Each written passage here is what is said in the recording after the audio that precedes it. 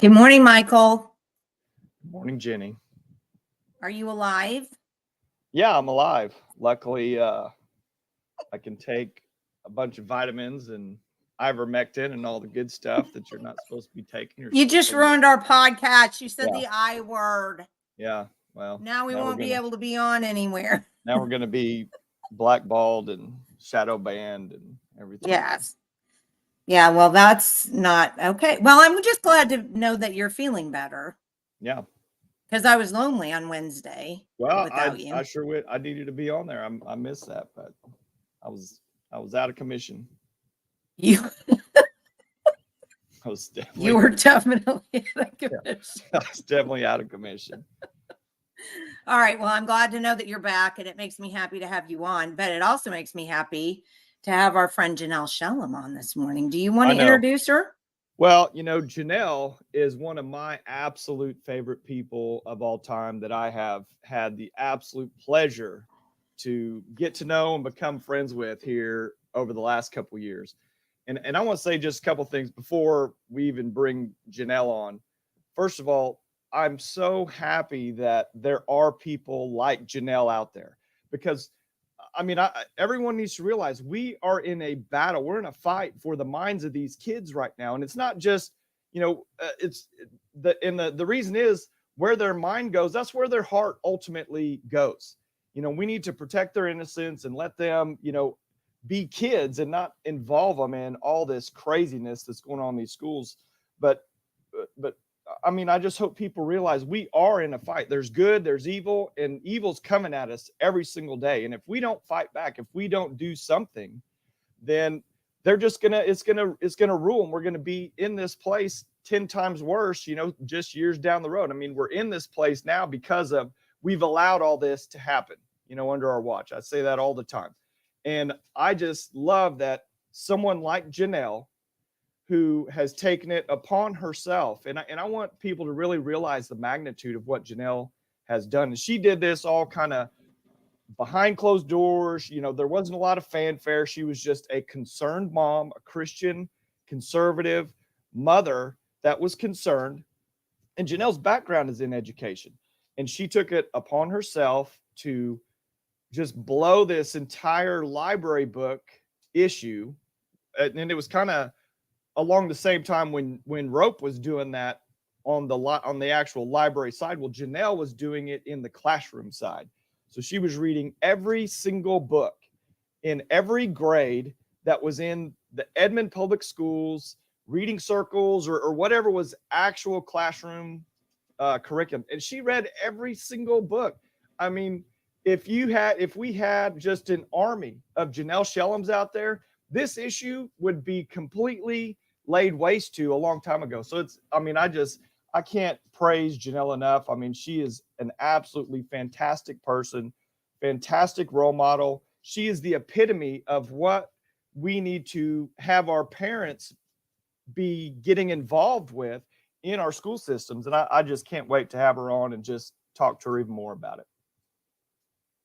Well, I agree with you 100%, but I'm going to say one thing. Even if we didn't have an army, even if we just had 5 Janelles, we'd be so much further ahead than we are right now. And the only reason why I even make the qualification is because, as we were just talking about before we came on, people are quitting. They're giving up. They don't want to do this, and they feel like, well, if we have to have an army, we're never going to get an army. I just don't want to do it anymore. We don't even have to have an army. What's the saying that we only have the United States because of 30% of the American population at the time? So let's not, what Janelle has done is beyond significant. And if we just even had 5 Janelles, we'd be in a much better place. So I'm going to bring Janelle on this morning and say, good morning, Janelle. Good morning. How are you this morning? I'm doing well. And Michael, that was a lovely introduction. Thank you so much. And did you pay him? I did, under the table, very much. Yes. Yeah. A lot of stuff behind the scenes. No, Janelle, you deserve it. You deserve so much recognition. And it's just, if other people can just kind of step out of their comfort zone, because I know, and something else I want to say, when you're reading all those books, it's so hard on your heart. I mean, I know how hard it was for you to digest that and to be able to continue to do it, because it's so hard to read material that is just at that level. And that's just another set of admiration and respect I have for you, is to be able to consume that, even when it's, against the very core of who you are. Well, it was definitely, there was a couple of them I was like, I needed to shower my brain after this book. And so, but really, I really like what you guys said. It doesn't take a lot. And Michael, it would be amazing if we had an army. And I honestly feel like we do, of parents who really care for their kids and really want what's best, but they just don't know where to begin. And I felt the same way. And so we've been talking a lot about Nehemiah here at our house lately. And I just thought, okay, well, I like to read. That's something I can do. And so I'm going to build that wall in front of my house. And I'm going to say, this is something that I can do to help the cause. I mean, just to help our kids. And so, so I did that. And maybe somebody else has a different skill or a different passion or interest, but this was mine. And we have made a difference. If for no other reason than we've educated parents. And now the parents know, because Michael, like you said, we had neglected our job as parents and didn't even realize what was happening. And so once the door was opened, even a crack, I was like, wait, just a minute here. This isn't right. There's something wrong here. And so I don't know how long this has been going on before us, but all I can do is from the time my eyes were opened, that's when I could do something. So good point. I chose to say, okay, this is something I can do. And I can't ignore it. So that's where we came in and said, so okay. I want to back up a little bit for those of you that are on this morning and or will watch later and aren't really sure about where Janelle's coming from. Please go see, we've got 2 videos that we've done with Janelle on our Rumble channel, on our YouTube channel. So just go, scroll through there and find them. And I'll see if I can't put the URLs in the definition underneath, or in the description underneath when we're finished here. But she read books, and I want you kind of to explain it, Janelle. Start from the beginning. What happened? And let's just give kind of a synopsis, the 30,000-foot overview here, and then let's get a little deeper and from there. Okay. Well, one thing before Janelle says that, I do want to just real quick at the start of this podcast, I want to say that none of us are ever advocating for burning or banning books. Oh, that has amen. That has never been on the table. We've all been accused of it. I just want to say right now, we want informed consent for parents, and just information that's actually, these books should be described in a much, clear and precise way as to what's actually in them. So I just want to get that out there, Janelle. No, good job. We're not banners, we're not burners. Yes, and I have been accused of that so many times, and it's the farthest thing from the truth. Yeah. I would never want any book banned. I would never want anything out of reach of people. Well, not in America, for sure. That's right. That's the idea. And so with that, though, like you said, Michael, informed consent, the parents need to understand. So the way this started for us was COVID. And the kids came home. I have twins, and they were freshmen at Memorial in Edmond. And they had third quarter, Edmond Public Schools does something called a literature circle, which just means they try to grab different books from different genres and different interests that the kids would be interested in. So it's the concept itself is of literature circles. I love those. Not all kids are natural born readers. And so when you're assigned, for example, in ninth grade, which is where we started this, Night was the first one that they read. It was about the Holocaust and somebody who lived through it. Okay. Not everyone's going to love that kind of book. So the third quarter, they try and do something to where they give them options. So I agree with that on premise, but the options that the kids were given, I had only heard of one, which I read in high school, A Separate Piece, which is not necessarily my favorite book. But I said, well, until I know more about these books, that's the one you're going to put down as your first choice. So I thought, okay, let me go and read these. And I appreciate my kids. I'll stop here for a second because we weren't activists for this at the time. But my kids, I'm proud of them. They came to me and asked. Not everybody would do that. But I do appreciate them doing that. And that's actually what started this. I wouldn't have known if it wasn't. So let me just bring up two things here that I want people who are watching to think about. Number one, Janelle, you had to have trained your kids, whether you meant to or not, for you to be the authority in the house. So when they went out someplace and they were concerned about something, the first thing they did was go home and ask their mother, the authority in the house, the person who has the knowledge. Because I think we forget that the reason why God made adults and children is because we're the people that are supposed to be guiding and shepherding and teaching these children. They're not adults. We don't say, hey, what do you do? I mean, what do you want to do? It's all up to you. That's not how it works, right? And I know a lot of parents parent that way, but you're not going to get a great outcome that way. We're supposed to be shepherding kids. So that's number one. Number two is you were actively engaged in what your children were learning at school. And that's the other thing that I think all of us here, need to make a big deal about, because that's part of the reason why we actually removed our children from school, is because every day, and I had 4 of them in school at one time, every day they would come home, I would go through each individual backpack. What's in there? What do and I objected to some lessons that were in there. And I was constantly in dialogue with the teachers. And I think you would agree then that that should be the plan for us as parents, with our kids not being educated by us.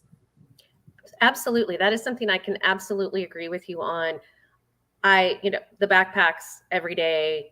What did you do at school? Who, just the questions. It just opens up the dialogue. So because we had done that forever with our kids, they felt totally comfortable coming to me and saying, I don't know this. What should I do? And at the time they were 14. You need to understand that. They're not adults at 14. They don't know what can and can't hurt them at 14. Even though they might think they do, they don't. So they signed up for A Separate Piece. I started reading, and I just remember talking to Brian, and I was like, you're never going to believe this stuff of what the kids are reading. So that's kind of what started for me, this campaign of sorts to educate parents, because we don't have time. I get that. None of us, I didn't have time to go through and read all these either. But I mean, I'd be up till 4 a.m. reading books and trying to figure out how to write a more realistic synopsis than what the school was giving out. So what they send out seems to be like what's on the back of the book. And that is to entice people to read it. It's very targeted. So I shouldn't say I didn't do this at the very beginning. So there's a few that don't have quotes from the book.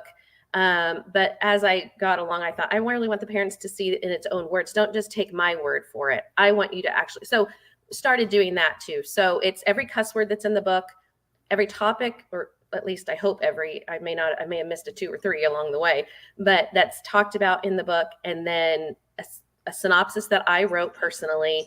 And I'm not a writer, so forgive me if it's not perfect writing, but I did my best. They're great. And they're wonderful.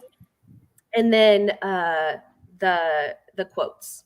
So that was important to me as a parent, if I was going and researching this, because I went to Goodreads, I went to Common Sense Media, I went to all the and it all said what the school sent home.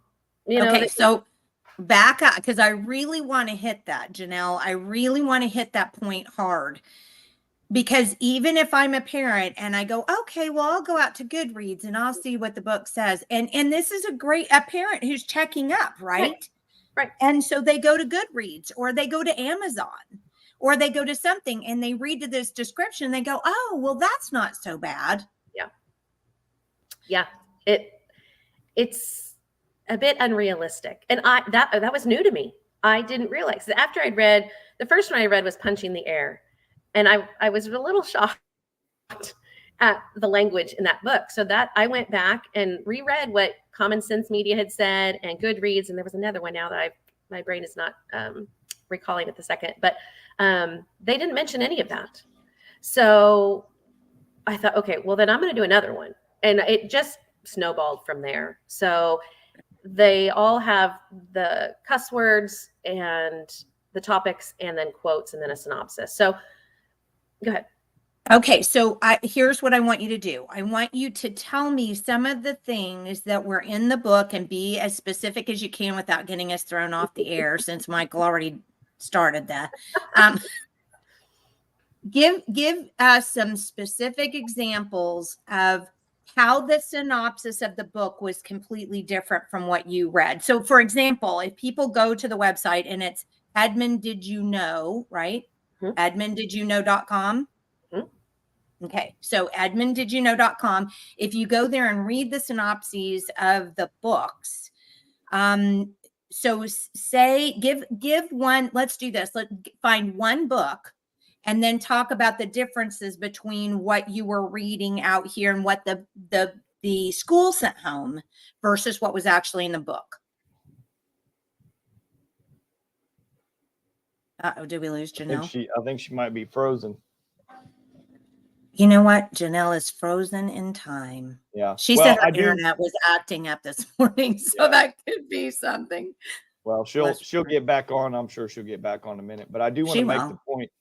I'll make the point also, since we're talking about this right here at this specific moment, something I noticed when looking at these books, especially Janelle's books, then you go out and look at Goodreads or Amazon, they make up these kind of fake awards to say that they're award-winning books. That's true. They've got some crazy award you've never heard of, just to validate them, just to, because, you go read some of these reviews, the very first thing they say on the review is, this is an award-winning book, blah, blah, blah. It has this kind of challenge and overcome, it's completely just misaligned. It's just misleading is what it is. Completely misleading. Well, when we were kids, we used to have like the Sequoia Book Award. Remember that? I mean, when we were kids, you'd get a book from the library and it had that big round gold thing on it, and it would say, there she comes. She texted me and she said, I can't see you or hear you. I can't get on. So sorry, my internet went down on my computer, so I have to use my phone. No, we're happy. That's fine. Actually, I kind of like that better because we can see you better. So this is nice.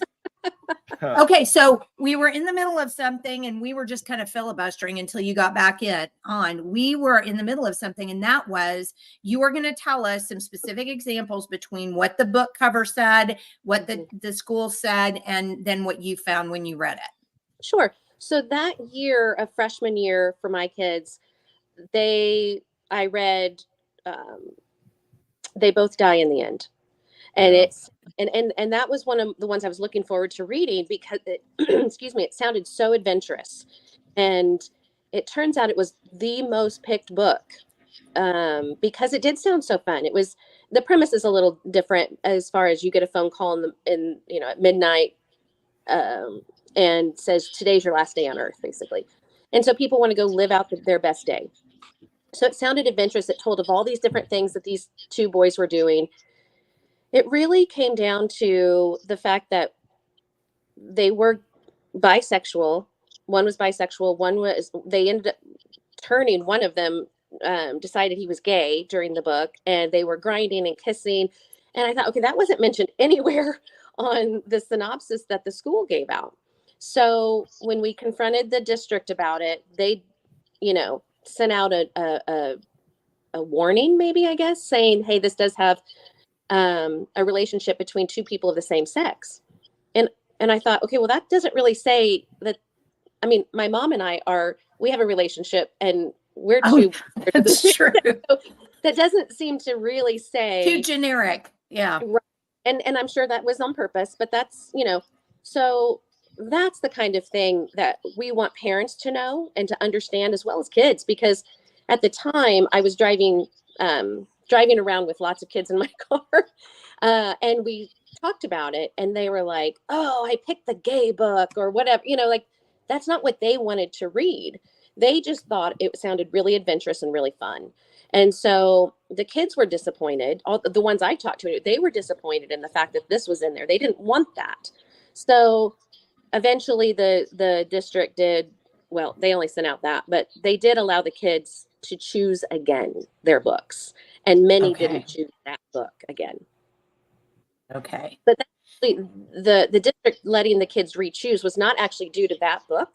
It was due to, I had met with Jackie Rasnick, which is the secondary ELA director for the district. And Jackie and I have a good relationship. She listens. We may not always agree, but she's always been very polite and respectful, and vice versa, us with her. And so when I'd read Punching the Air, the N-word was used a lot. And so I had said, we have some issues with some of these books. And she said, well, what do you suggest? Well, I'd done my research before the meeting and looked around at all the different areas around Edmond and said, this seems to be a common, To Kill a Mockingbird seems to be a common read amongst the area for ninth grade. And she says, oh, we can't do that book because it has the N-word in it. And I said, okay, I understand. I'm not an African-American mom. I don't have African-American student or children. But did you know that you already have 3 books that have the N-word in it? And she didn't know that because she hadn't read them. So she said, okay, let me think about this. And they did allow To Kill a Mockingbird to be on the list. And the kids were going to be starting reading after Christmas break. And so over Christmas break, they sent out an email and said, this is now added to the list if you would like to re-choose. And they did allow the students to re-choose their book. Even though they'd already bought books based on what they'd originally said, I will give them kudos when they deserve it, absolutely. And they did follow through with that and let the kids re-choose. And many chose To Kill a Mockingbird. So let me back up to something that you said, because here's another thing I want parents to really grab onto. So here's what I heard you say. I heard you say, I was upset about this. And so I did some research. I looked around to find what other, classes were reading or schools were reading. But I heard you say, I did some research. And so when I went in and she said, what do you suggest? I was able to say, well, here's what I found in my research. So again, parents, I think part of the frustration that many of you have who are trying to do something out there, you're missing kind of the another part of this interaction. mm-hmm. So you really do, if you just go in and complain, right? And then they say, okay, well, I've heard your complaint. So what happens then, right? I mean, there's just not a next step. But you went in, you actually had a solution to the problem, and you presented them with a solution to the problem, which at that point they were like, oh, well, there's no reason not to implement the solution to this problem because, I can see what she's saying. So that's the other part about your story that I think is so instructive to parents.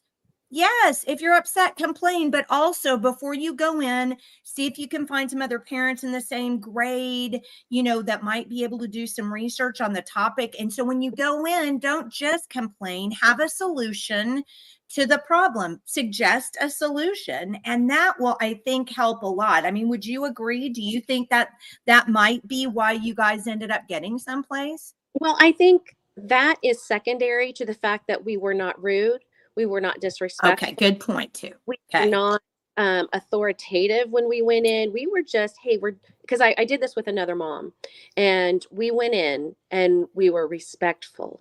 And I think what we desire, we need to portray. And so when Okay. we are respectful and say, I understand you're, this is what's happening. Could we suggest something else? Can we talk about this? And Jackie was very open to talking about it. Continues. We email back and forth. We've talked on the phone. We meet in person. She actually has just recently asked me to review a book they're thinking about. So there's a relationship there.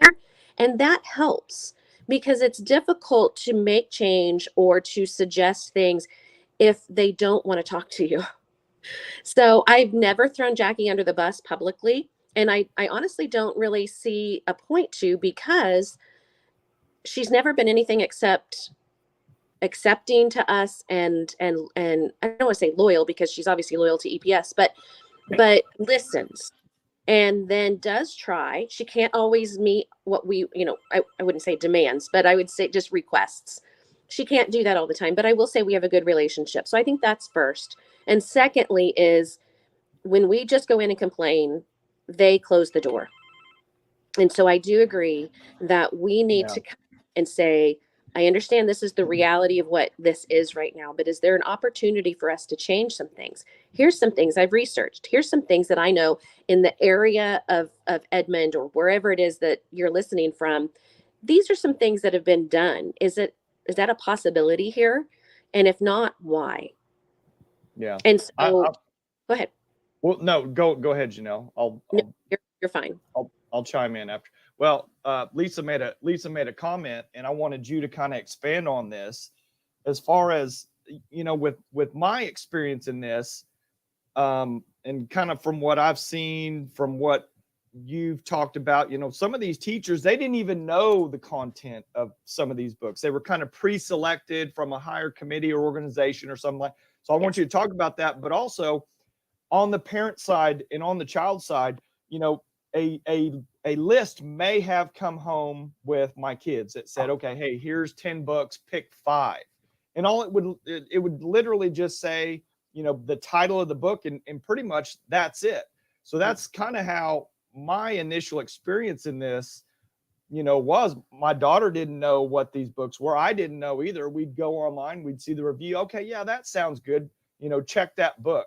But at the same time, not to defend teachers or that all this is even happening, but a lot of times what we found is these teachers didn't even know the actual content to that Yes. degree in these books. So I just wanted you to expand on that. So great point. And what we found at our school was that each English teacher had read 2 of the books. So of course those are the books that they're like, oh, this is great. Or I know this one. Why don't you read this one? Because it's not the teachers at the school that makes the choices. It is the district, at least in Edmond, it is the district that makes the choices. So they create an opportunity for English teachers to meet during the summer to review these books. And then they make suggestions saying, yes, we like this one. No, we don't like this one. We'd like to change it. And then ultimately it is, I mean, if you really want to go all the way up, it's the board who approves it. But the director of curriculum and instruction is a big part of that. So Jackie is the secondary ELA director. She reports to the curriculum and instruction director. That position reports to the superintendent, and the superintendent reports to the board. So the board is ultimately the ones that approve curriculum, but the teachers themselves, unless they were on this board and they didn't pick these books to go through necessarily, Jackie says, read these books. What do we think? And so that's my understanding. And so they do. And we had to, I was asked a couple summers ago to be on one of these for 10th grade books. And it the only discussion was, this is what I like about the book. This is what I don't like about the book. And we went around in the circle. And then we turn in all of our paperwork, which is, we had rubrics to fill out for each book. And they, these are the this was fun. These are the awards that this book has won. Well, we all know that Blueberry and all these, they don't mean anything anymore. It used to be, these are for the stellar books. It is not the case anymore, in my opinion. And so, they're wanting it to tout it as this is an award-winning book, but right. That's subjective, I think. But anyway, so then they go through and say, okay, these are the books we've chosen. So it's not necessarily each English teacher that has chosen that for their classroom. It is a district decision. And so then my understanding was that each English teacher was supposed to pick 2 books to read so that the department had read the books. And so if you picked these 2 and they were fine, all you know is that the books are fine. So it's not necessarily the teacher's fault. But, I do feel like if you're going to teach something, you need to have knowledge of it. But that's my personal opinion. So, but yeah. So and I think that kind of speaks to, I think that kind of speaks to what Lisa is saying here. It's also sad when parents need to be really constrained about porn their kids are exposed to, along with being responsible for suggesting non-porn options. Why on earth should that be a burden on parents? This kills me. Y'all shouldn't have to frame your reasonable complaints as requests. I don't think I'd be able to do it. And yes, I get why you're doing it. I just don't know if I'd be able to do it without losing it. So, I do kind of, I know that that's a bigger conversation, a bigger topic for another time, but I do feel concerned that at this point in time, there are teachers that are, or even administrators for that part, that are allowing things into classrooms that haven't been monitored. So I think, when you said, Jackie Resnick said, well, we can't do this because it has the N word in it. And you were like, well, but you have 3 others that have that in there. Why, pick and choose? So I think the larger argument we're going to have is over what we call community standards, because it used to be, even when I was a kid, that nobody would have a book. Well, and I even remember getting in trouble because I had a PG rated movie. I did a PG rated movie in my 7th grade science class because we were talking about DNA, and I can't remember what the name of the movie was now, but it was a PG rated movie because I think they said damn or hell or something, something what we call fairly innocuous. But I mean, back when I was teaching 7th grade in the late 1990s, early 2000s, that was what clutch pearls, right? Mm-hmm. So I think in just the 20 years that we've been since I was teaching school, what's acceptable is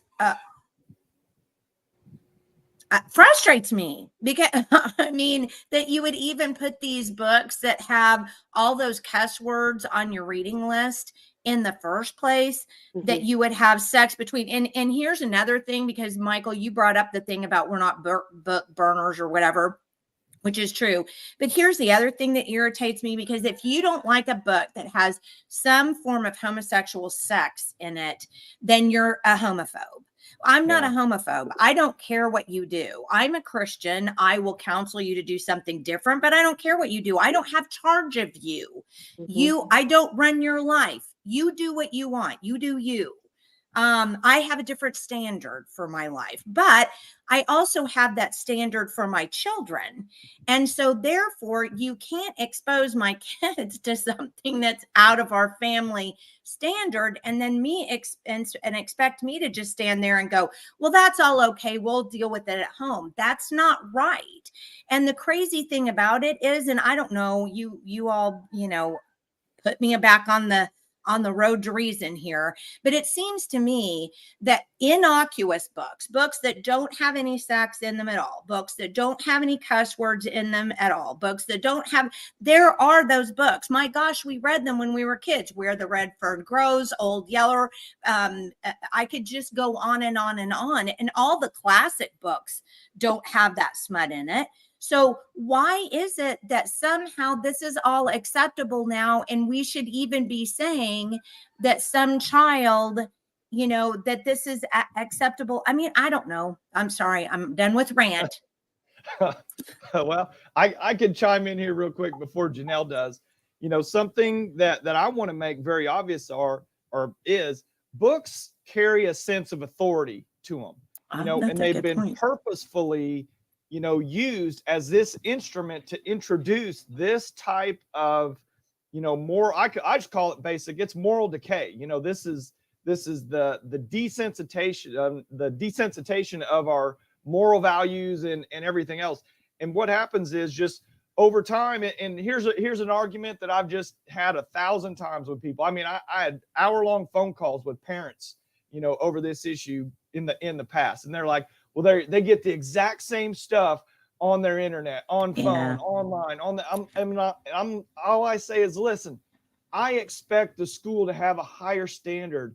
You know, there's a major difference between real literature and what's in these books, and I want my kids to have a better experience. They can experience all that other stuff all day long on TV and the internet and everything. They don't need to be reinforced that exact same perspective from the schools.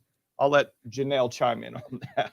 Yes, I have been accused many times of that from my own representative on the school board, even of, well, they get worse at home. Actually, mine don't. Mine do not have social media. They do not have TikTok. Their internet on their phones are extremely restricted. That's important to me. And I feel like my own representative on the school board is accusing me of different things. And we have restricted our kids because they're kids. Yeah. They're kids. When they're 18, they get to do whatever it is they want because they're an adult. But while they're in my home and I'm paying for their phone, this is how it is. So not every parent lets their kid have Snapchat or TikTok or whatever, where they're going to see worse. My kids see worse at school than they do at home. Yes. Yeah. That to me is not right. But more than that is I'm the ultimate authority over my kids. And when Edmond does allow you to opt out of the book, but you have to go to the library. So there's no instruction anymore for the 9 weeks that you are doing this book. You go to the library. Well, that's not an education. So, well, and not only that, but then they're made an example of her. They're moved out, and now all of a sudden everybody's looking at that other kid going, oh, he has to go to the library. I mean, yeah. So I have an issue with saying, well, they see worse at home, because mine see worse at school, between the language and, you know, I mean, just in the hallway. And I understand that this is just part of what our kids are growing up in. I'm not a prude, but at the same time, I don't necessarily want the school to condone it as well or promote it. So promote it, right? My child to read They Both Die in the End, then I can let my kid do that. Every parent has that choice. There's a library and you can go get it. You can buy the book, whatever. But for the school to say, this is what you have to read, or these are your choices, I don't find that to be the school's job. And I feel like it needs to be more neutral. And then another issue I have is, I'm sure that we can all agree that all the emails that are sent home at the beginning of the school year for all our children is just completely overwhelming. And you miss a lot, unfortunately. And so when they send out an email saying you can opt out, a lot of parents miss it or don't even know what that means. And so I believe that we need to have more of a system of opt-in. So if these parents want your, like 10th grade, for example, they read The Kite Runner, that is the book I had to scrub my brain after reading. This was a dark book. And boys raping boys and then child sex trafficking. And it talks about it, anyway. So, I feel like parents should have to opt into that class. Whereas right now it's an opt out and you get the alternate class. And the alternate class has a book. And again, I speak for my children and their experience. The book they chose for the alternate was written by a man who went to Memorial and who grew up in Edmond. And it's about refugees. He was a refugee. And I thought, well, especially in this day and age, what a great thing to read. Learn what it's like from a refugee's perspective, how they see our culture is different, and how they might see some of the things we do as silly or funny. And I have no problem with that. And so I think it gives kids a alternate view in a good way to say, this is how some people you go to school with might see you or our culture and what. And I think there's nothing wrong with learning that. And then to have somebody who went to their own school talk to all the ways they were in, talked about the neighborhoods that some of them live in. I mean, I thought it was great.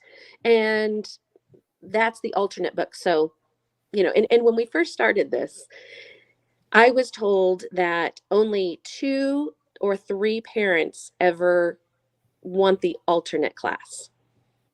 And when we started making, parents aware of this, and they had 4 classrooms of alternate kids. So it just comes down to, do the parents know? And the more they find out, the more they don't want their kid reading The Glass Castle, who, hey, as an adult, I read that book. I liked the book as an adult because I'm able to handle the really heavy topics that book discusses. The kids aren't. Okay, so I'm going to stop you there because that's the other argument people make about what we say. So we've already talked about the fact that kids are kids, and that's why they have parents, because that's our job, is to shepherd and, raise the kids up and teach them, things, because they don't know what we know. We can't treat them like adults.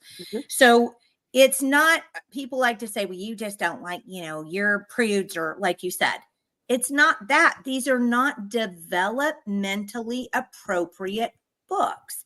And we're not even looking at it like that. You just said it so beautifully. You said, I liked The Glass Castles as an adult because my worldview was as an adult. And I could look at all of the concepts in that book and filter them out for myself and say, okay, well, okay, I get it. Oh, that was an interesting story. Our kids don't have those filters yet. They're not old enough. They haven't seen enough of the world, and slamming all that down on their head when they're not ready yet to absorb it, or for their brain to really take it and make it make sense, then what you end up getting is what we're seeing now with a lot of kids. It's a lot of hysteria. It's a lot of emotional stuff. There's not a lot of thinking, because what we've done is this is what we complained about with Common Core, because the very first time we saw a dirty book in school, really, and I call it a dirty book because if you've ever read The Bluest Eye by Toni Morrison, that has some of the nastiest, horrifying. I couldn't even read it as an adult. I was like, I'm sorry she had a bad life. I'm not reading that. And we saw that all the way back there, and we complained about back in time, and that was what, 2010, 12, something like that. So this has been a problem for over a decade. But we've got to start making people understand these are not developmentally appropriate. That should be the bottom line. Kids aren't ready to absorb this stuff. Yeah, well, I want to chime in on that, Jenny, because that is the real crux of the entire issue here. Is we have reverted from having academic books that actually teach syntax and punctuation, and there's a ton of things involved in an actual book that is written in a certain style compared to just the blatant moral slams that's in these new books. And Janelle can speak to this, much more on the effect, because she documented just how bad these basic things are. Because we can all agree, we send our kids to school for academics. There's nothing academic about these books. These books are planting seeds of moral values, you know, to change the way they think about the world. And that's not why we send our kids to school. First of all, let's just hit the nail on the head in Edmond. Edmond's only 45% of the kids are not proficient in reading. Well, let's concentrate on getting that number up to 90 before we start introducing all of these concepts that's been put in front of these kids in these books. But Janelle saw that firsthand. Mm-hmm. Yeah, we some of these, and I will say that summer that I was on that review team, there were teachers that said this just isn't a good written book. This is not written well. This is not it's they're teaching the books that have a very low reading level and very high social level, and putting them in there. So really what we need to do, I agree with Michael, is we need to get our reading scores up. Our kids need to read, and they need to have comprehension of what it is they're reading. And I understand the district is saying we want something that they want to read. Oh, I understand that. I do. There are plenty of books that once you start the book, you're like, oh, what is going on here? And you're in. And so it's just taking, this step to say, guys, I'm going to read the first chapter to you, and then you're going to be hooked. And there you go. It's not that difficult. They want to make sure that there's books that are short, like literally not long, for those kids that don't like to read. They want to make sure that there is a representation of every type of student. There's purpose behind these books that they're choosing, and it's not necessarily it's great literature. So I have a problem with that. There's a writing, poetic writing style that they are producing as well, that there's no punctuation in the books. Well, I taught, and I'm going to tell you, when it came to writing, my number one struggle of teaching the kids was punctuation. And it was, no matter what you're writing, you punctuate it. Well, now you look at our kids and their texts, and my daughter, bless her, she's like, why are you yelling at me on text? And I was like, I'm not. And she goes, you used a period. That's punctuation. So they have a different view of it, but that's not the world. The world we live in is we use punctuation when we write and stuff. So while I understand that is a way of writing, English teachers are fighting the punctuation issue because of texting and this short communication style that we use now. I would think that we'd all want to work together and say, let's all work for punctuation, please. Let's all work for appropriate sentence structure and all the things. But that's just subjective, I guess. But that goes back to classic literature and trying to get kids exposed into classic literature, because it used to be a long time ago that instead of doing English drills, basically you would find a good book and it would teach the kids how to, people say that I'm a good writer, but if I am, it's mainly because of the fact that I've read a lot of classic literature and I know where punctuation goes and I know how to style a sentence. And I wasn't big on diagramming sentences. We had to do that. But if you listen to kids talk now, and even worse, even more cringeworthy, on the rare occasion when I ever watch the news on television and you look at the crawl underneath, words will be misspelled, and worse, the verbs won't be conjugated properly. And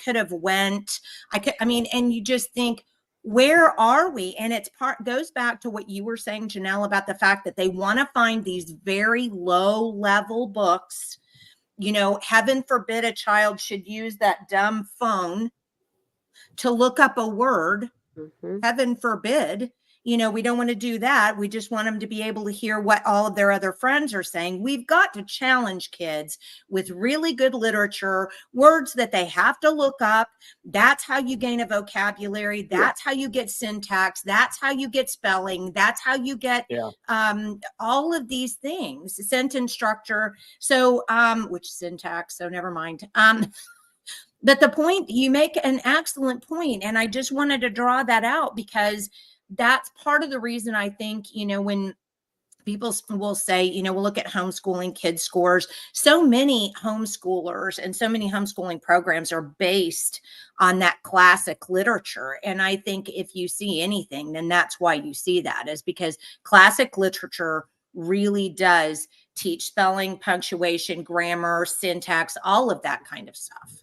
Well, and I think if you even, and I agree with all of that, but even taking it a step further, those books are referenced in society. Yeah. Oh, good point. And so they Absolutely. don't have any idea what we're talking about. You want to, you know, and I will say 12th grade in Edmond does read 1984, but you hear the thing, this is very Orwellian. They wouldn't have Yes. any idea what that meant if No. they didn't read that book. And they do read Animal Farm. So there has been, and I do want to make sure we talk about this too. When I started really looking into this and just informing parents, and I want to make sure there's a distinction there. I didn't go after the school. This is not to go after and punish or just, you know, make it a dramatic thing. I wanted parents to know. That was it. That was my purpose, is to inform parents. Then parents could make the decision for their own kid. Jenny, you might make a different choice for your children than I would for mine, and same for Michael. And that's okay. That's your choice as a parent. And so that's what I wanted, was just for parents to be informed. I wasn't after the district. I wasn't trying to get them, you know, or stick it to them or anything like that. I just wanted facts. And so I will tell you that we have created change in Edmond. So when we first started, there were some pretty terrible books in all honesty. And now I can tell you there's a couple, well, maybe more than a couple. But you know, the Glass Castle's still there, Kite Runner's still there, but a lot of, you know, they both die in the end, gone. Punching the Air still there, but we've made some changes. So, well, I noticed when I went out to look at your website, Mhm. I was like, before we came on or earlier, I was like, oh my gosh, wow, there Yeah. are, I mean, I was surprised at some of the books that were on there. And I thought, good for you, Janelle, and for the school Mhm. too. Mm-hmm. And other parents, because I can tell you, I know for a fact there have been many parents who have said, what are we doing?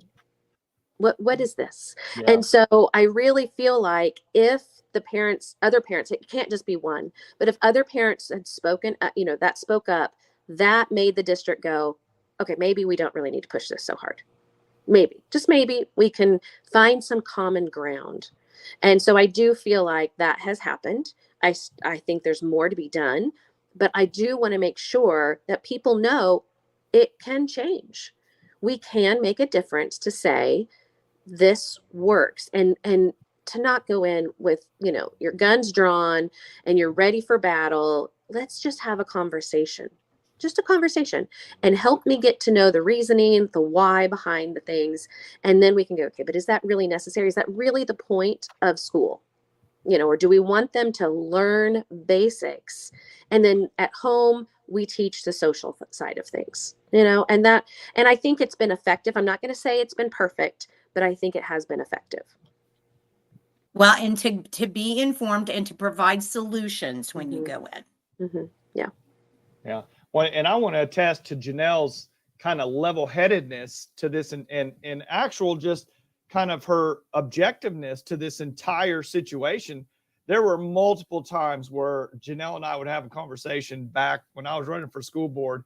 And I mean, I wanted to just absolutely humiliate people, embarrass them, call them out, you know, read this stuff, you know, just right in someone's face, right in a teacher's face. And Janelle's like, Michael, you don't need to do that. Let's just be, you know, a little more calm. You know, she was constantly just kind of that good little angel on my shoulder up here that was just like, just back off a little bit. Let's just be more objective. Let's be, you know, a little more level-headed. And I appreciate that about Janelle, but that just qualifies her even more as to the work that she's done, because she did just do these things just out of the goodness of her heart to let other parents know. Because Janelle was never just complete finger pointer saying, you're wrong, you're bad, you need to do this, you need to stop this. She was just like, hey, here's all these books. I read them. Here's the website. They're all published on there. You should all go on and read these reports, which are pretty non-biased, in my opinion. I mean, Janelle basically. Oh, they're very, I'm going Yeah. to back you up on that. They are extremely non-biased. It's just the facts.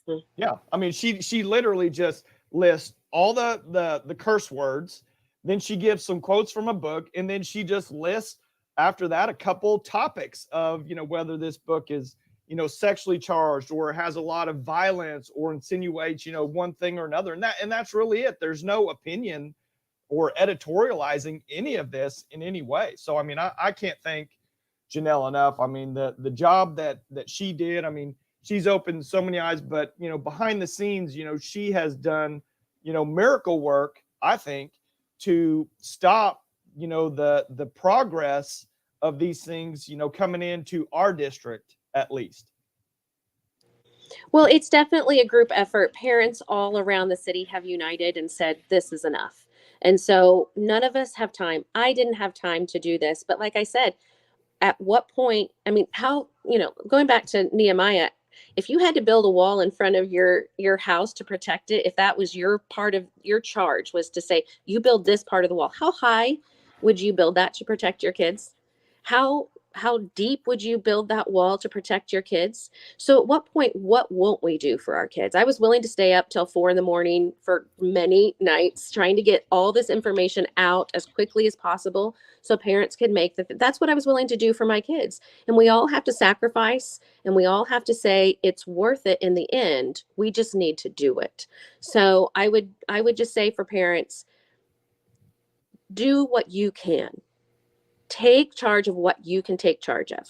So if it's reading a book, read a book. I've had so many people from different districts say, hey, how about this book? Is this one good or whatever? And I'm like, man, I wish I had time to read every single book and give every parent all the information. I don't have time for that. What I could do though is read, you know, I did 6 through 11. 12th grade, I said, parents, you're going to have to do this one on your own. But I like the choices. I don't have any issues with the choices they made for 12th grade and Edmond. But I read 6th grade through 11th grade. And each year I update it based on the new books that they bring in. And so, you know, somebody from your district can do that. Or this grade, I'll take 6th grade, you take 12th grade, you take 7th grade, whatever it is, and create a team to do that. So it's not impossible, but we do have to look at this, how uncomfortable or how tired or how frustrated can I stand to be for my children? And so I think that's the charge to parents, is to say, how high will you build that wall for your kids? The protection, you know, of fighting against this movement, I guess you could say, that's really trying to get at our kids and parental rights. And so that comes down to each individual, how they want to answer that. And I made my choice. Well, Janelle, we're almost at an hour, and so I'm going to wrap it up. But I again, I applaud you. I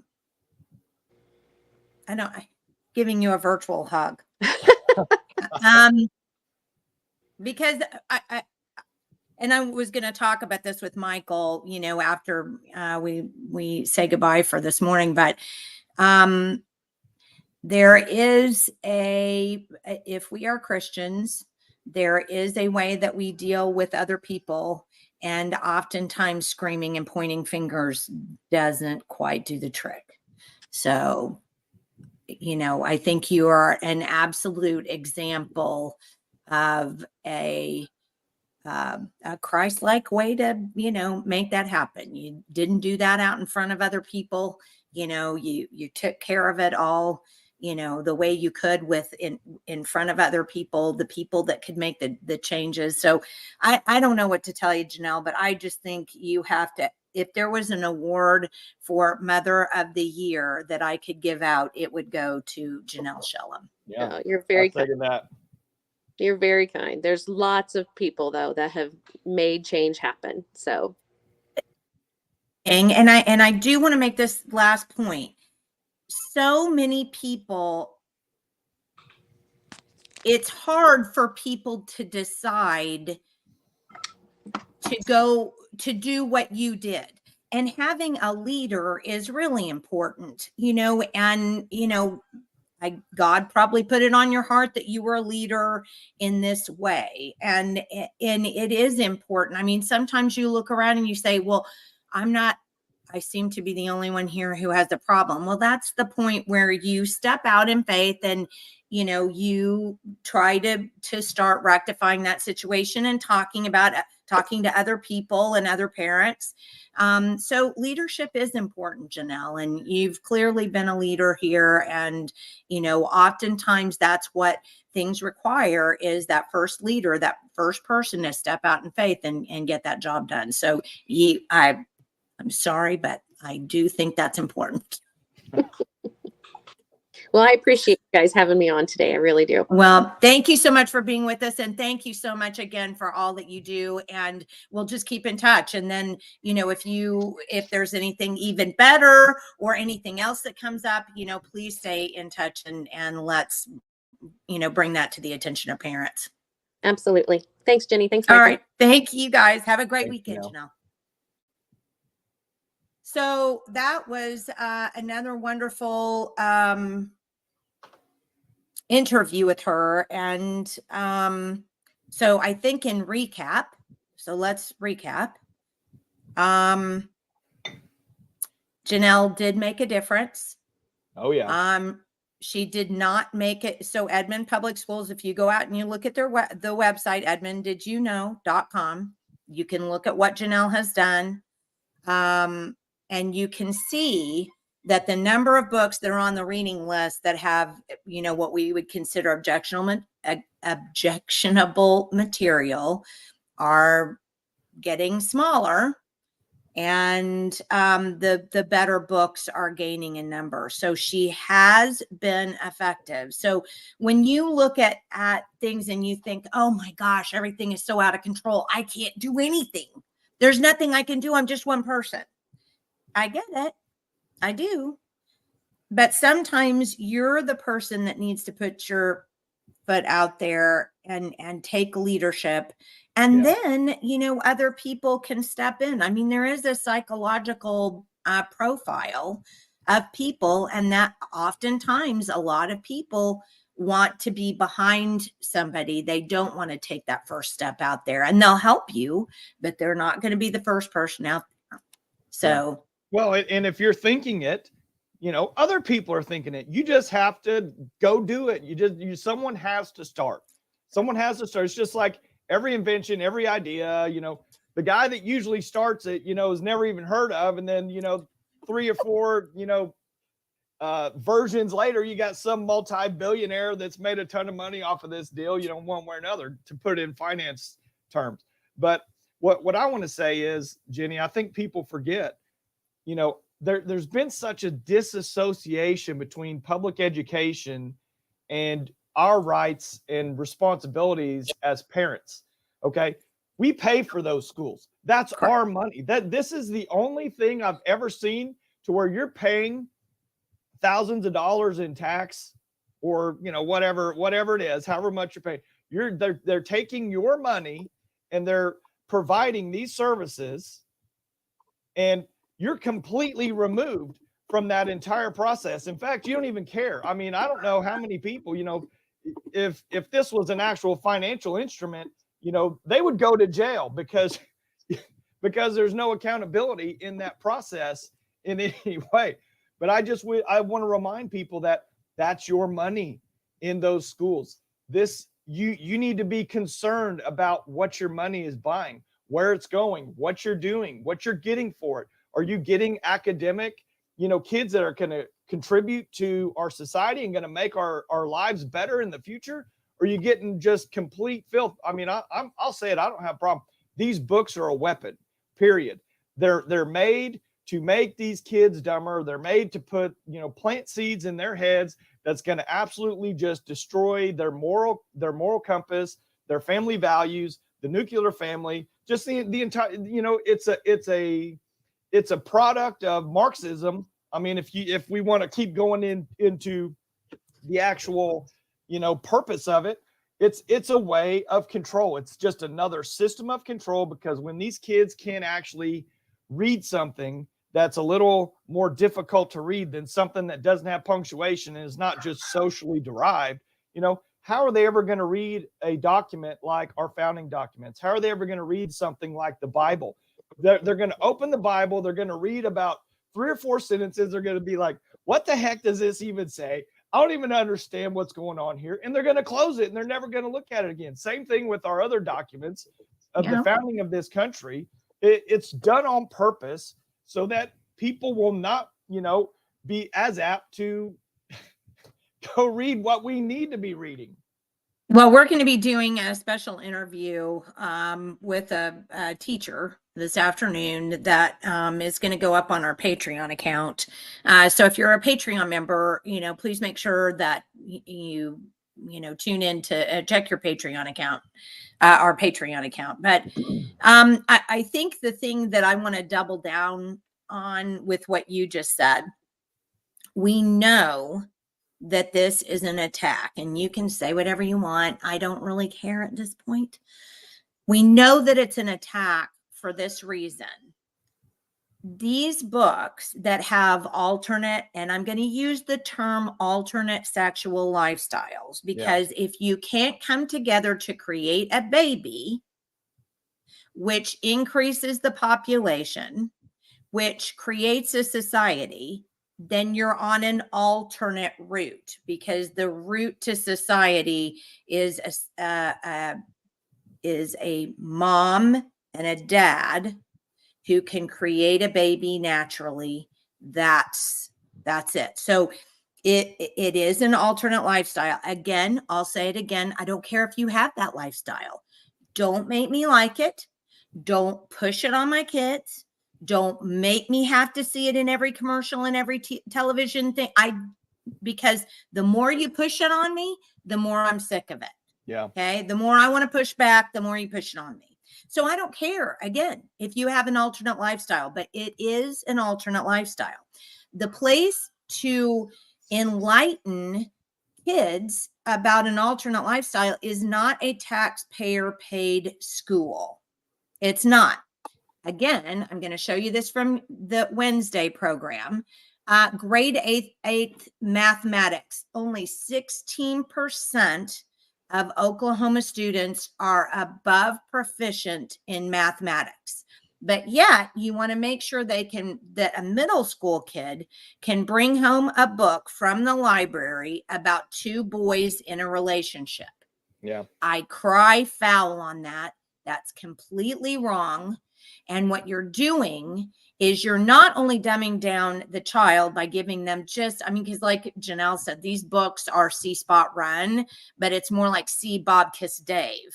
Yeah. So that's not really, we're not getting any educational fruit out of that material. All it's doing is creating a social aspect, and that's not what school is about. If we have 8th grade reading where kids are only 21% proficient, now think of this, proficient.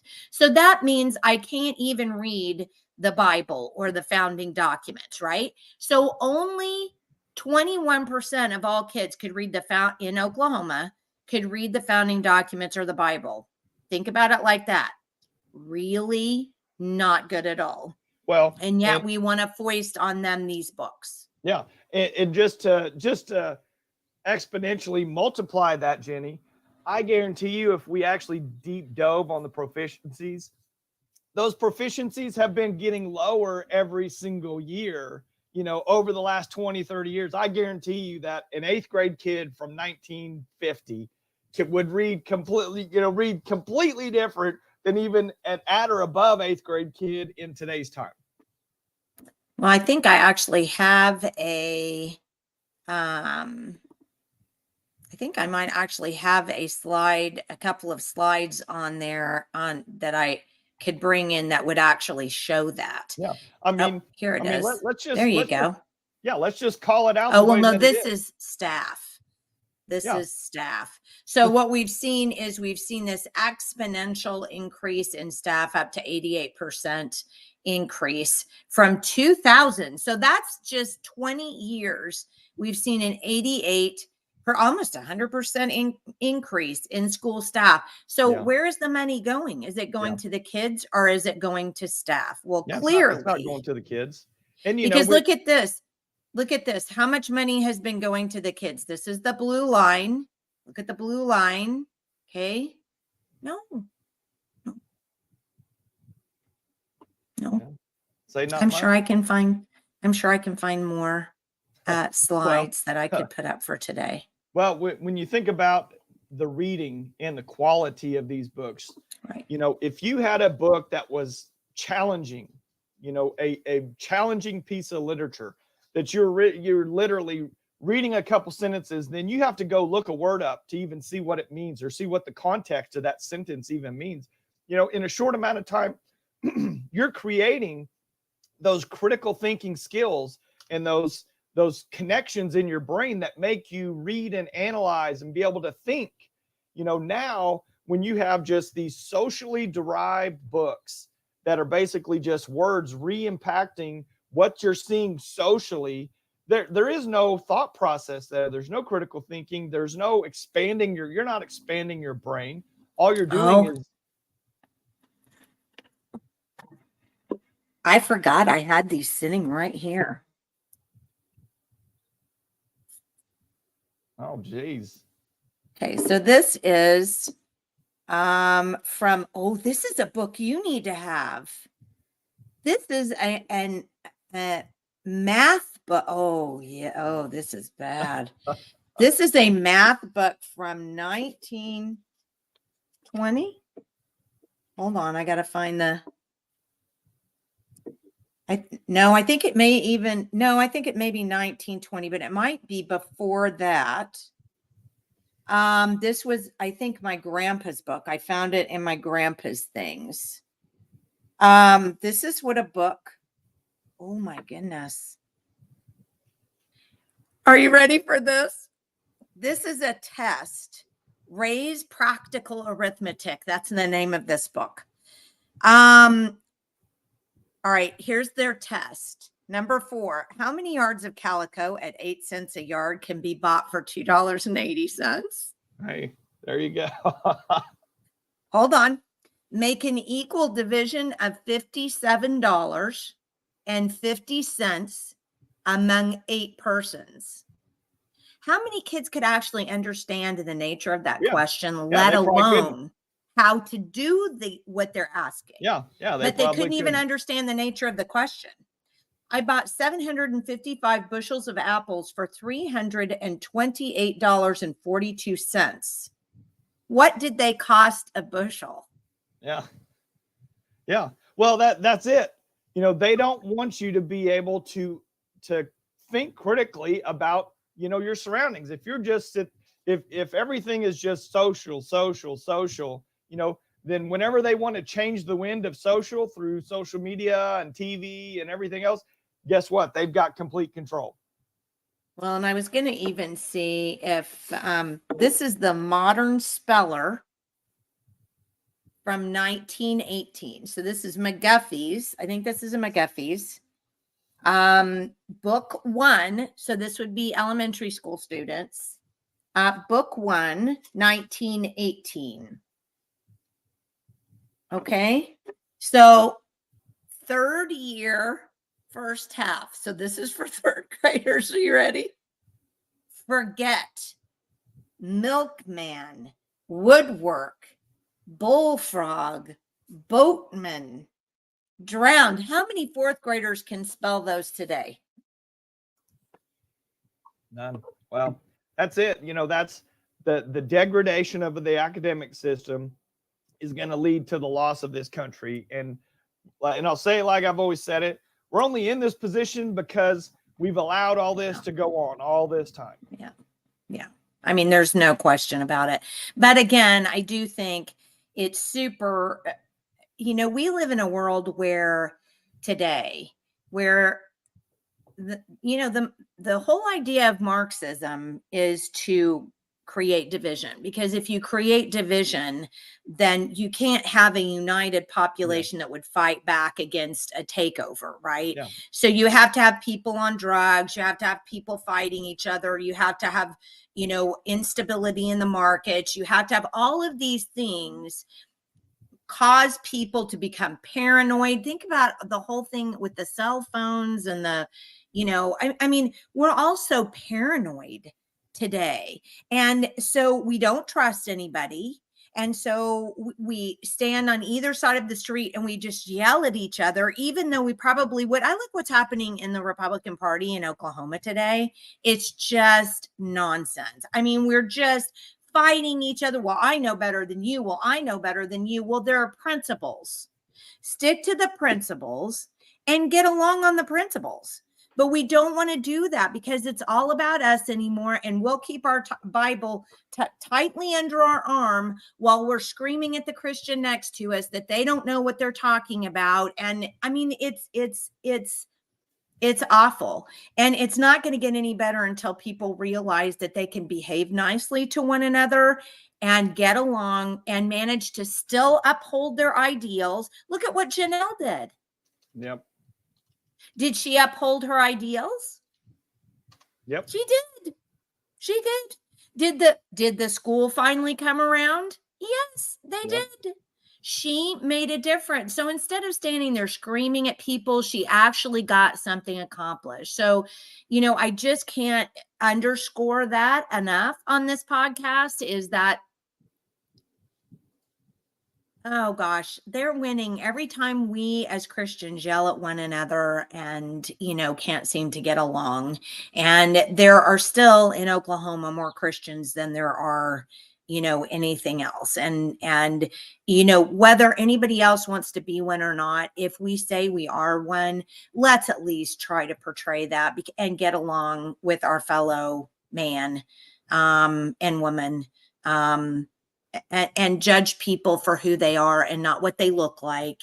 And, you know, I don't know. It's just so depressing. I try not to be depressed because I know that that's what's happening to everybody else. But if we would just do, you know, uphold it whoa, we went down kind of a wormhole there.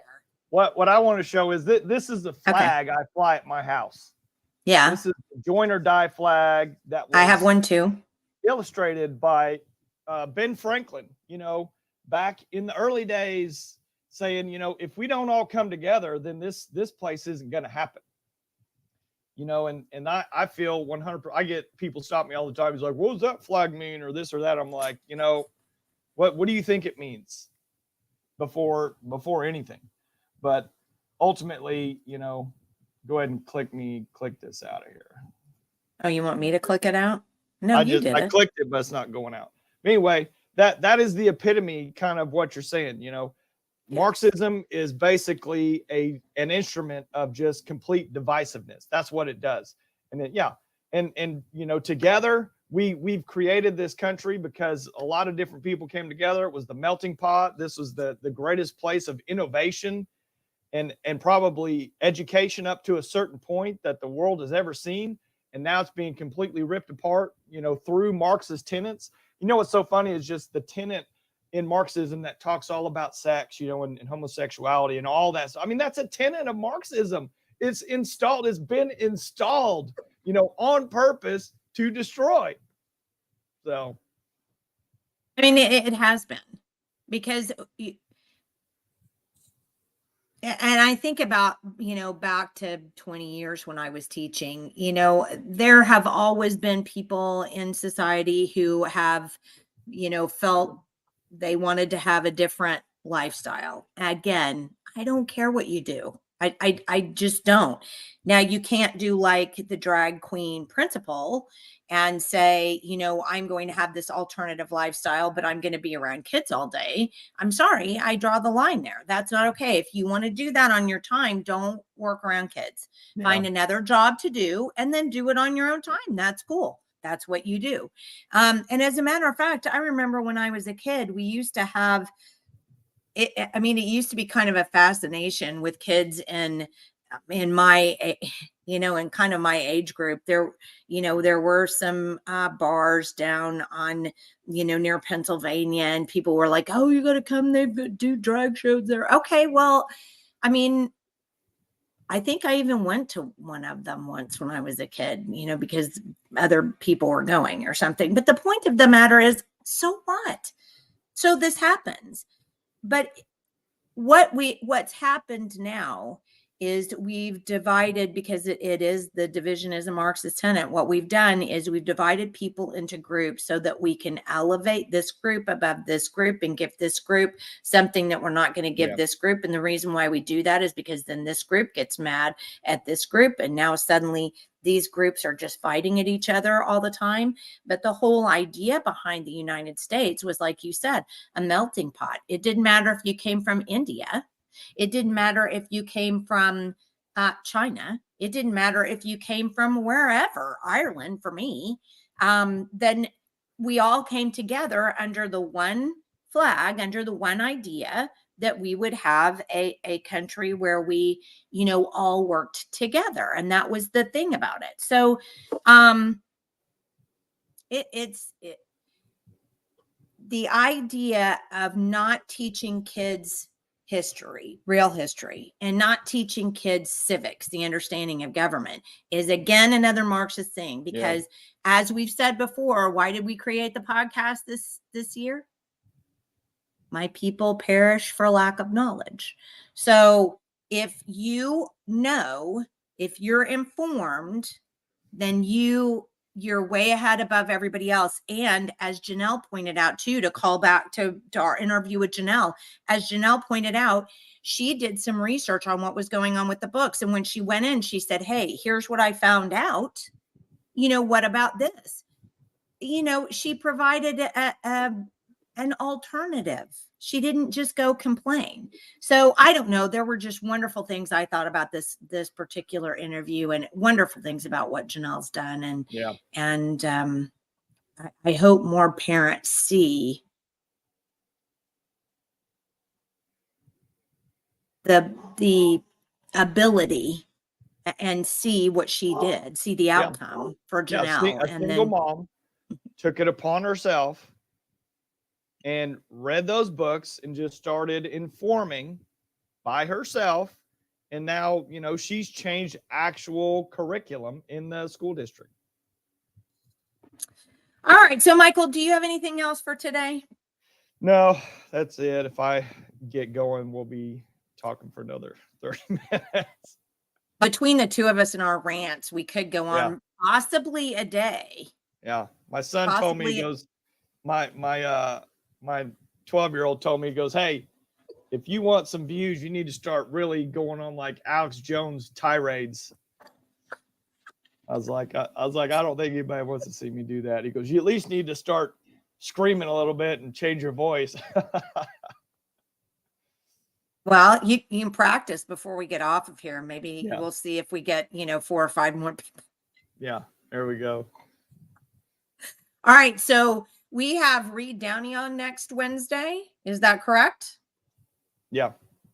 Okay. You want to tell everybody a little bit about what's going on there?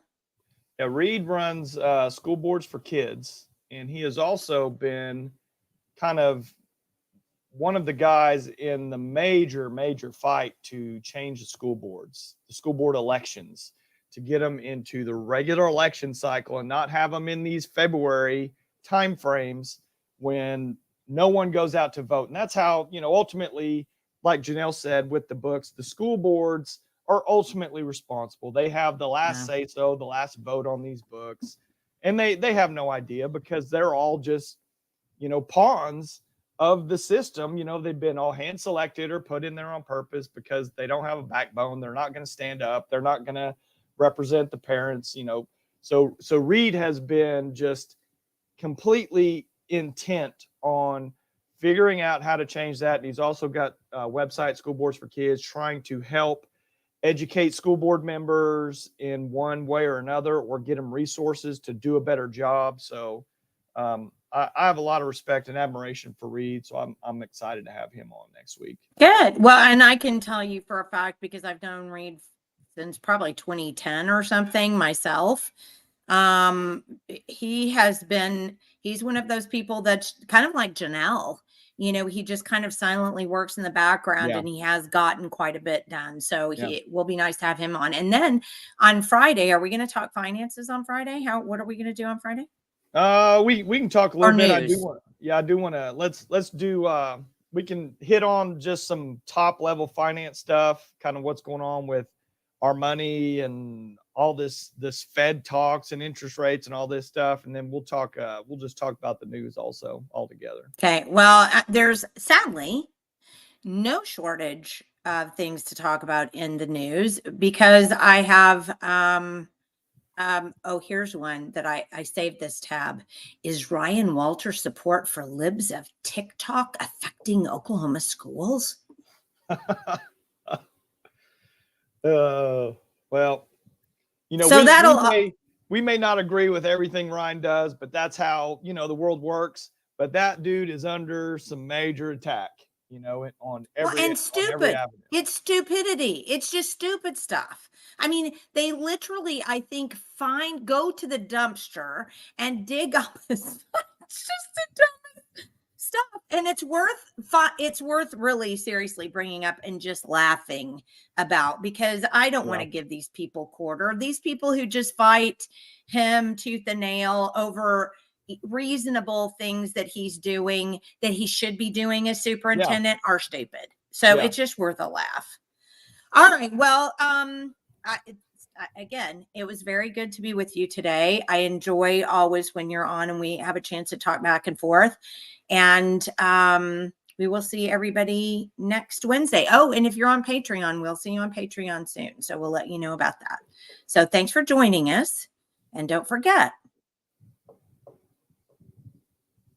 we do need your support. That's for sure. Yep.